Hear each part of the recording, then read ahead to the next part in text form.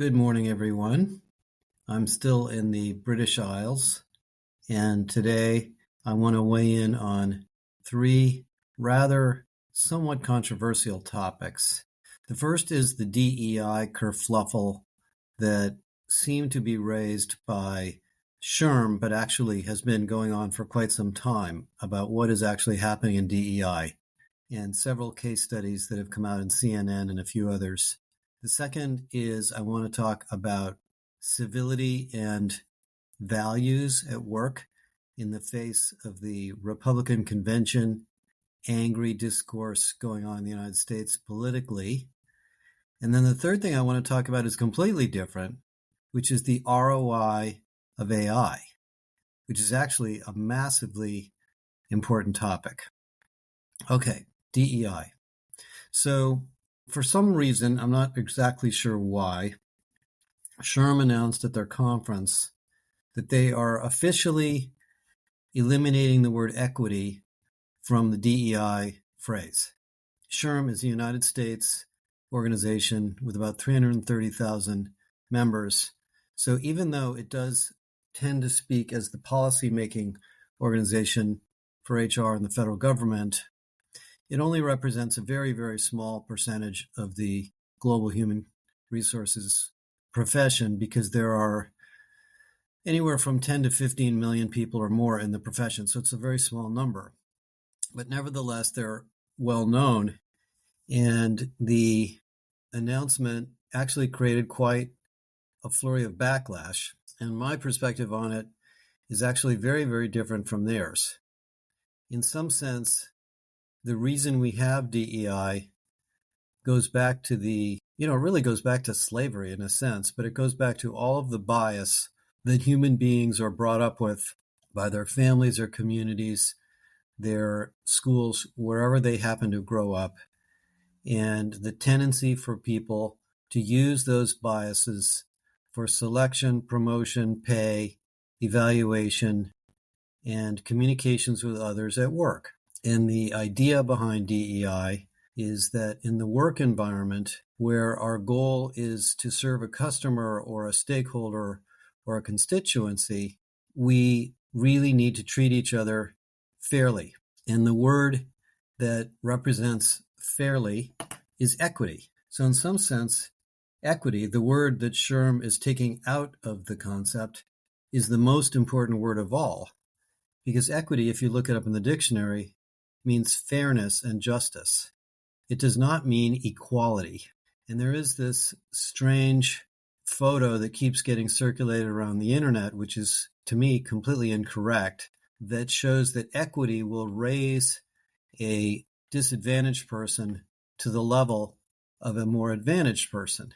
No, that's really not what equity is about. Equity is about being fair. So if individual A is producing a level of output put at a level of 8, and individual B is producing a level of output it's a 6, we would reward and develop and pay a level of the first person higher.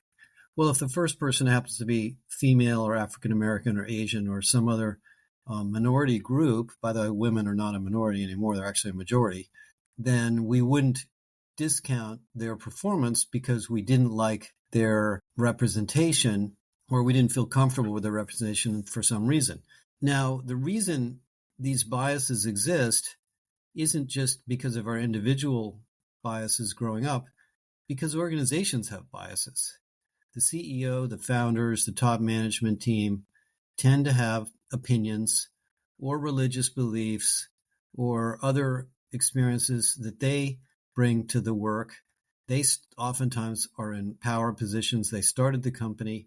And so their belief systems are oftentimes replicated amongst others, both in who they hire and both in the behaviors. So the purpose of DEI is to counteract that on behalf of society and also on behalf of the company. And I think what went wrong with DEI, because I've been involved in this a long, long time. When I worked at IBM in the 1970s and 1980s, we had affirmative action.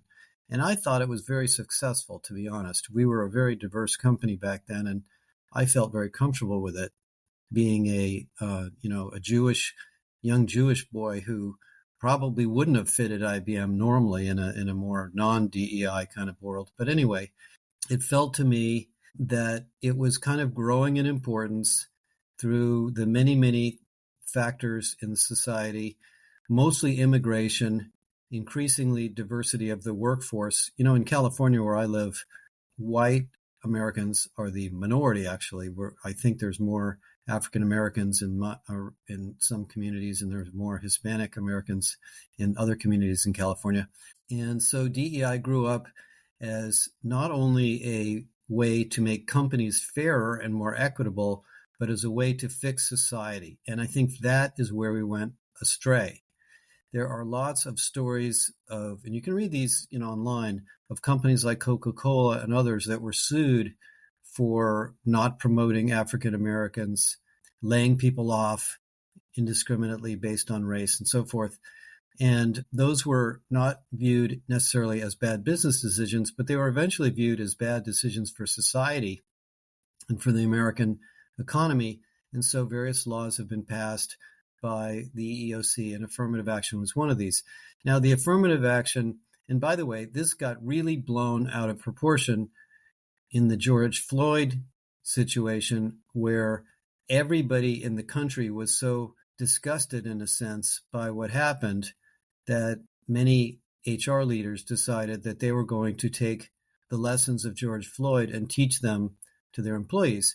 And that made employees very uncomfortable, because people that are not necessarily biased or discriminatory by nature didn't really enjoy or appreciate training on unconscious bias or white fragility or microaggression that they didn't feel was appropriate to them.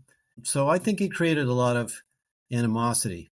And of course, what happened was politicians and some law firms picked up on this. And when the Supreme Court decision striking down affirmative action, by the way, only for colleges and universities, not for businesses, but anyway, striking it down, law firms jumped in and started to sue or threaten to sue companies for having quotas or hiring targets or diversity targets. And this week, John Deere backed down from any DEI program. In fact, John Deere made a statement they're getting rid of all DEI roles in the company, which is kind of a little bit odd, but as did other tractor supply company, which then led to black farmers saying they won't buy John Deere tractors. So anyway, this goes on and on and on. But I think what happened, from my perspective, talking to many of you and many, many companies, is the head of DEI became a social justice job, which it really didn't belong in companies at all. And those social justice-oriented DEI leaders really got a lot of pushback. Most of them have probably lost their jobs or lost their positions doing this. And DEI is going to fold back into the business leadership mission of every business owner and every business leader. It's not going away at all. The companies we talk to, the good ones, are still publishing diversity metrics. They know that having a diverse and inclusive workforce and having equity in pay and equity in hiring and equity in promotion is critical to their success, to their hiring strategy, innovation, to their creativity. We did studies at Deloitte when I was there that showed that diversity, by the way, generational diversity makes a big difference here, not just gender and race, also diversity of income, diversity of thinking styles, etc. We did studies at Deloitte, the most famous being the one called Waiter Is That Inclusion in Your Soup, that showed that the more diverse the team, the better decisions they make. And there have been studies, some of which have been debunked, by the way, by McKinsey, that claimed that diverse boards result in higher performing companies. That actually was debunked this last couple of months by somebody who went back and looked at the statistics and found that they were flawed. But nevertheless, this is a very common practice. And in a labor market like we live in today, where we have a shortage of workers and a shortage of skills, it's crazy to not think about your company in a diverse and inclusive way. For SHRM to remove the word equity from the idea, to me, is the opposite of what I would have done. I think this is all about equity. not about bringing people up to the same level. So I would strike that photo that a lot of you have seen. But I think it's about making sure that we're equitably treating everybody as a human being. In 1980 or 1979 or whatever it was when I joined IBM, we called it respect for the individual. And that's really what it is that we're all human beings and we're basically all the same. Genetically, regardless of how somebody looks or their race, 99% of our genes are exactly the same. The skin color gene is a very small percentage, if you read the book Caste, of what makes us different as human beings. Anyway, now we have, horrible behavior going on in Washington, people calling women or African American people DEI candidates in a pejorative way, really bad behavior. So that gets me to number 2, the lack of civility going on in this particular period of time. Now, if you live in the United States, and most of you are aware of what's going on here politically, you are probably sick of the fighting and name calling going on between the Democrats and the Republicans, regardless of which side you're on. And it's worse than name calling. It's degrading the intentions of your peer citizens. So we've got some pretty difficult politics going on here.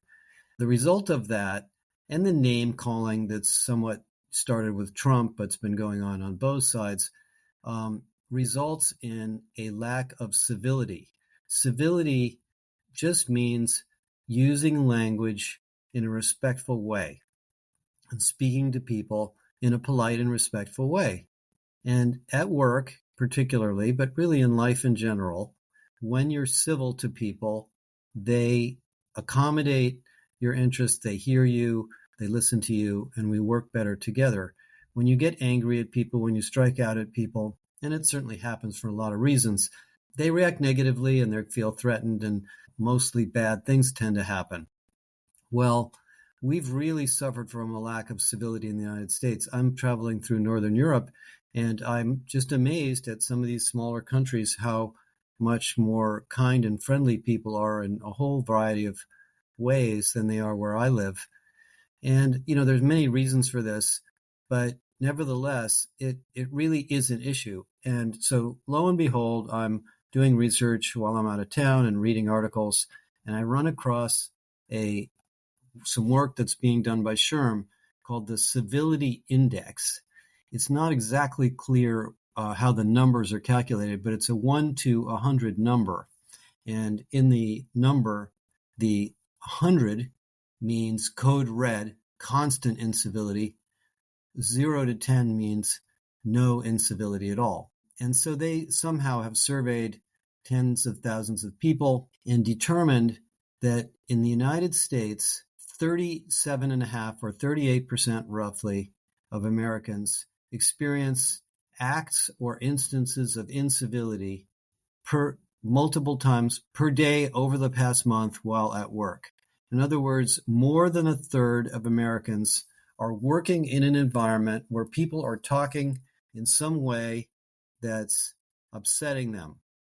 42% of Americans find incivil behaviors in their daily life, which turns into 171 million acts of incivility on the average day in the last month. 39% of the workplace civilities occur while they're at work, 37% in general. So, this is just really upsetting to me, hopefully to you, and really something for us to think about. In addition to being fair and equitable at work, we really need to be respectful and listen. And right now, with the assassination attempt on Trump and the ongoing election issues that we're going to have in the United States and in other parts of the world, this sense of civility is really, really important. Now, if you work in the hospitality industry, if you work in retail, if you work in transportation, if you work in entertainment, you're dealing with consumers all day or in healthcare. You're dealing with patients, you're dealing with consumers. And so, of course, being civil and treating people with respect is a rule, in a sense, at work. You're not supposed to speak to people a certain way when they're customers. Well, the same thing goes for your peers. It's funny, in the inflaming commentary about John Deere doing away with their DEI program, I read some of the comments on CNN and some other places. A lot of the arguments against the DEI program was, we don't want our employer telling us how to behave. Well, I kind of disagree with that. I think employers have the right to put together behavioral policies for customers, of course, and for internal conversations as well. And short of EEOC violations and other legal violations, we really need to set an example of how we're going to work together. There are companies that are very abrasive and argumentative and sometimes very negative with each other. It starts at the top, usually. And I won't mention any names. You know who some of the CEOs are because they're the ones that are on Twitter all the time. But that really doesn't work. And you know this. We know this. Our leaders know this. But for some reason, 39% of Americans feel that we're not behaving well in the workplace. And I think that is coupled to the DEI issue. They're very, very related. So I'm disappointed in this. Traveling outside the United States, I see that the world is not all like this everywhere. Maybe the United States is a little bit worse, but this study only studied the United States, so we don't really know what the lack of civility might be like in other countries. I think, by the way, one of the reasons that it feels like the United States might be a little bit tougher place to be is we have a very freedom-first, pioneering culture in the United States where people's individual rights to carry guns, to wear whatever they want, to do whatever they want, is kind of inbred into our culture, as opposed to the more collectivist cultures in older countries. We're a very young country, so some of this is just, we're like a teenager in a sense compared to the rest of the world.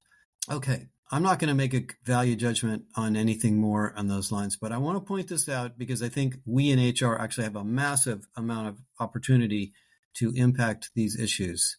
Number 3, AI. Now, I'm really committed to AI. We've put our whole company behind Galileo, and Galileo has been an extremely successful, rollout here. But there's a really interesting dialogue going on about whether AI is paying off. Now, last week I wrote an article and did a podcast on the layoffs at Intuit and UKG, and in both cases, the CEOs basically stated that the reason we're laying people off and the reason that we're improving or tightening the performance management is because we need the money to buy all this AI. Well, that's a real issue because there was also a very interesting article about Chevron with the CIO of Chevron stating that they purchased, or maybe I don't know if they paid for it, 20,000 licenses of the Microsoft Copilot, which, by the way, costs $30 a month per employee, so that's a lot of money, and said that the jury is out whether it's really improved productivity at Chevron. Now, I think this is true everywhere. We are somewhat fascinated with this technology because it is so amazing, but it's not clear what return we're getting on it yet. As a society, right now, roughly $1 trillion or more has been invested in, and this is capital investment, in the infrastructure simply using NVIDIA and servers, forget about the human infrastructure, to enable us to use AI. And so 2 studies came out, one by MIT, another one by Goldman Sachs, which I'll link to, are somewhat skeptical about when the ROI will take place from AI. The reason I bring this up to you is I'm working with all of the vendors, and most of the vendors are promoting AI as a must-have technology, and they're highlighting use cases and examples and snazzy interfaces and so forth. None of them, not a single one, is really promoting financial ROI of any of these tools. And that's not because they're not valuable and useful. They are. I think AI does things that you simply cannot do manually, but because we don't know the ROI yet. So, as you go out and look at tools, including Galileo, I think you need to ask yourself, what is this thing going to do that we can't do today? Now, I know from our use cases, and we have a lot of use cases with clients, there are three fundamental ROIs that we've seen with Galileo. And one of the reasons Galileo is different from the Microsoft Copilot is the corpus. It's a very refined, highly trained, authoritative corpus. It isn't a generic LLM. Number one is time saving. We have heard multiple times from people that once they have Galileo, they are saving half an hour to an hour a day of searching for things, checking things, finding things. By the way, if you load your own content into Galileo, it will obviously be able to help you with that too. That is our use case here in our company. Is we all use it now. And, rather than searching around for a piece of research or searching around for a statistic, we can find it in a few seconds with Galileo in a narrative form without having to read through a document to find the content that we're looking for. The second is doing things that we couldn't do before. Now, we have a really interesting use case that just came through last week from a client that's trying to build a systemic operating model for their talent function. I'm actually working with some companies this week on systemic operating models for their talent acquisition. And, you can read our reports and you can look at the case studies and you can talk to us. But then you're going to have to sit down and take that information and apply it to your company. So she literally asked Galileo to give her, she listed the functions in her HR department by name and capability. And then she asked Galileo to organize them around a systemic operating model. What is the most logical way to organize them? And it actually developed exactly the four-tier model that we have in the systemic HR operating model for her with her particular functions in it. I don't know if she would have been able to do that by herself. She might have if she had worked it with us, or she may not have. So there's that. Another example is a company that is using our new skills data from Lightcast to build behavioral assessments for recruiting that are far more detailed and far more useful and actionable than they had in the past. So they're redoing their recruiting process in a way that they didn't know how to do before. They could have hired a consultant, but they don't need to because Galileo is a consultant. So that's the second use case. The third use case is learning. And learning is a little bit of an intangible ROI, but if you as a user or your employees can learn something faster or learn something they wouldn't have learned without the AI, the return on investment of that is very, very high because they will prevent mistakes, they will make better decisions, they will feel more confident, they will feel more engaged with your company and so forth.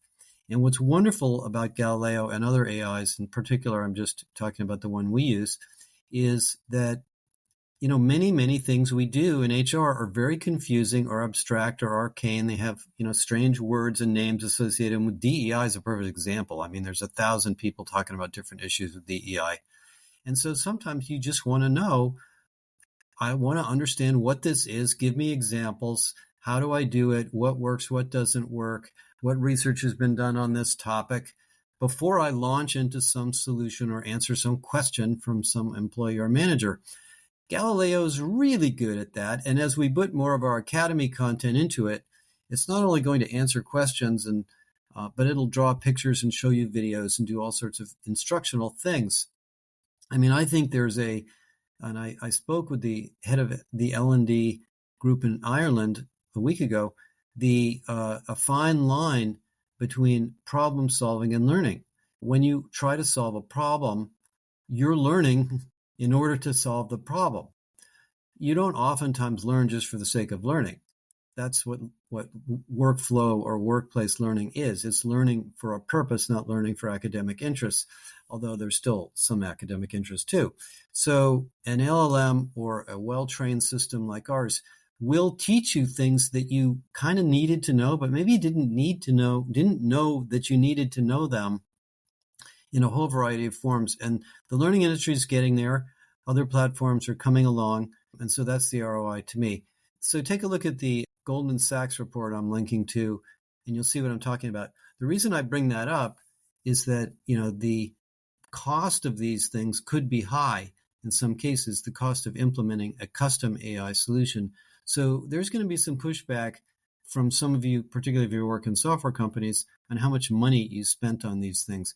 We are not going to be charging a lot for Galileo. We're not. It's actually embedded into our membership. So you'll be able to get Galileo for a very modest cost, given the return on investment we've seen. Okay, so a little bit of sensitive topics today.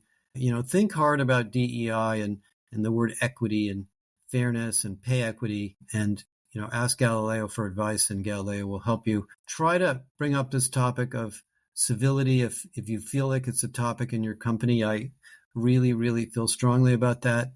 And then keep digging into AI. We are launching a whole bunch of new courses on AI. In some sense, the JBA, our academy, is an AI academy. I mean, there's just dozens and dozens of courses and research and conversations and case studies about AI in there, because it's going to be a big issue in the future for all of us. Okay, have a great weekend, everyone. Talk to you again next week.